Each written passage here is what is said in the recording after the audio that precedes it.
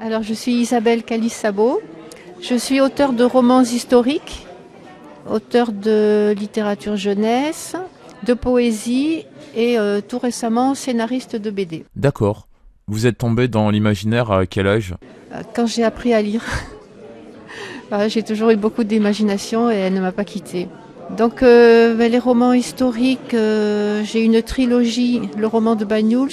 C'est un roman historique qui commence en 1936 et qui s'achève en 1947, qui se passe dans le département et au-delà, qui a eu le Grand Prix Roussillonnet des écrivains.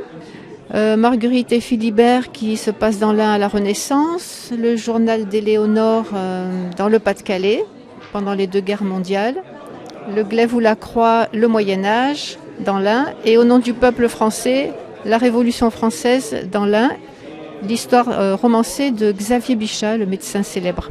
Voilà, donc en littérature jeunesse, les histoires d'une sorcière en pays catalan, des petites histoires d'un grand-père qui fait des bêtises et qui croit aux sorcières. C'est une saga en 4 épisodes.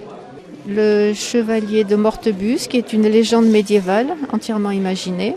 Zéphurine des filles grand-mère Cal, là c'est l'histoire d'une sorcière ardéchoise qui va défier grand-mère Cal, la sorcière de l'île de la Réunion.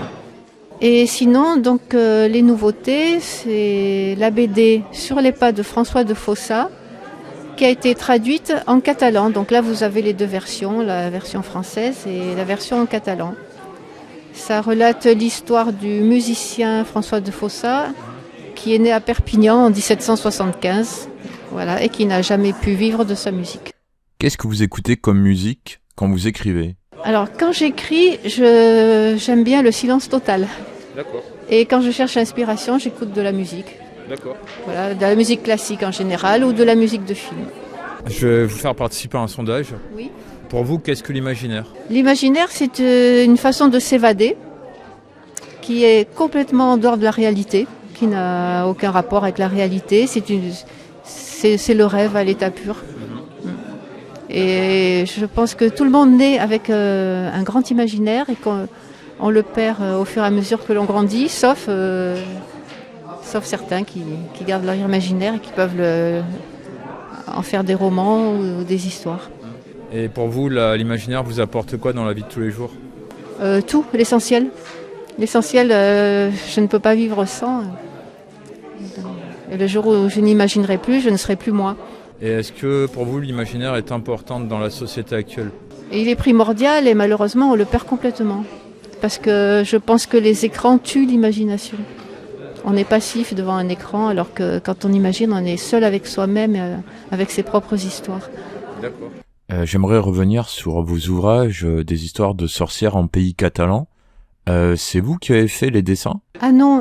Alors là, j'avais un manuscrit dans mes tiroirs parce que j'avais écrit le premier tome, je l'avais écrit pour mes enfants quand ils étaient petits.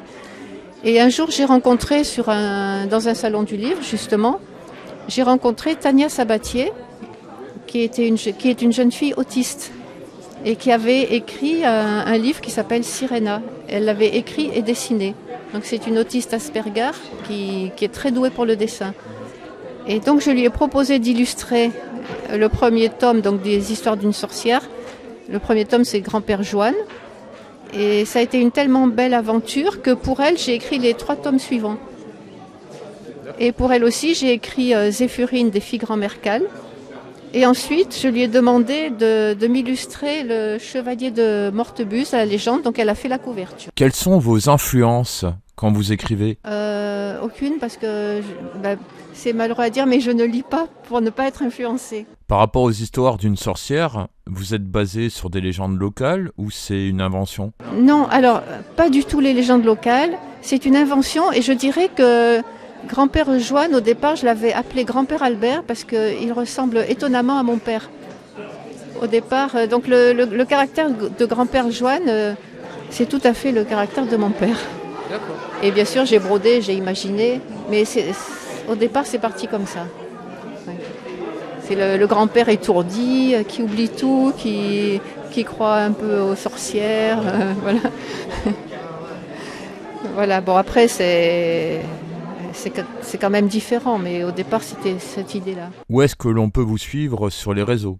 Oui, alors j'ai une page Facebook, j'ai un blog, donc il suffit de taper mon nom sur Google et vous tomberez sur les réseaux sociaux. Et une chaîne YouTube aussi où je présente mes livres et surtout, je lis mes poèmes. D'accord. Voilà, donc si vous aimez la poésie, je vous donne rendez-vous sur YouTube. Quel est le nom de la chaîne YouTube? Vous tapez mon nom sur YouTube et vous trouverez. Voilà. Qu'est-ce que vous pensez du salon littéraire de Teza? Ah, je pense que c'est un salon très sympathique, familial et vraiment je suis contente d'être là. Est-ce que vous souhaitez rajouter autre chose à cette interview? Un message, oui, j'aimerais que les jeunes aiment la lecture, voilà, et qu'ils sortent un peu des écrans, voilà, c'est tout ce que je leur souhaite. Eh bien, je vous remercie d'avoir répondu à mes questions et je vous souhaite une bonne continuation et à bientôt. Merci beaucoup.